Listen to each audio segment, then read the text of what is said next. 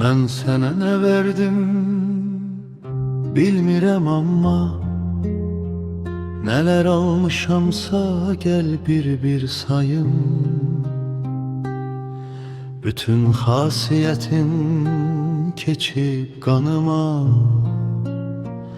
olmusan bələdçim, ulduzum ayım.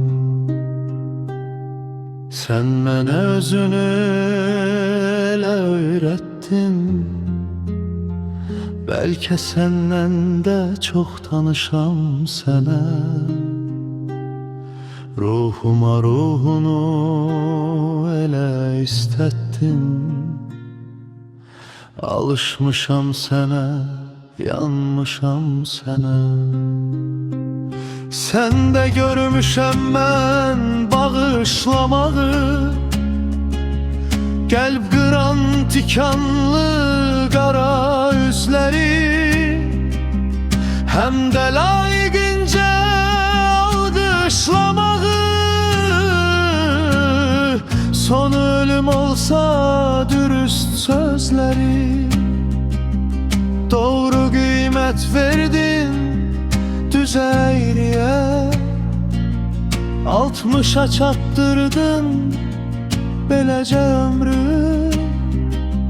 Artıq hər nəfəsin mənə hədiyyə, sadə yaşayırsan sadəcə ömrü. Həyat təlatümdür, ölüm itimdir. Balanı bunlara sen hazırladın. Yəqin hamı geç-tez bir gün yetimdir. Mənliyin mənimi tək qoymaz qadın.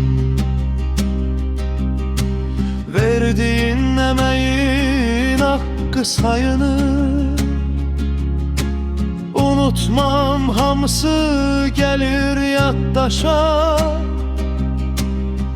Sənə Tanrı verən ömür payını, başına döndüyüm gəl sağlam yaşa. Səndə görmüşəm mən bağışlamağı, qəlb qıran tikanlı qara üzləri, həm də layiqincə alqışlamağı. Son ölüm olsa dürüst sözlərə, səndə görmüşəm mən bağışlamağı, qəlb qıran tikanlı qara üzləri, həm də layiqincə alqışlamağı. Son ölüm olsa dürüst sözləri.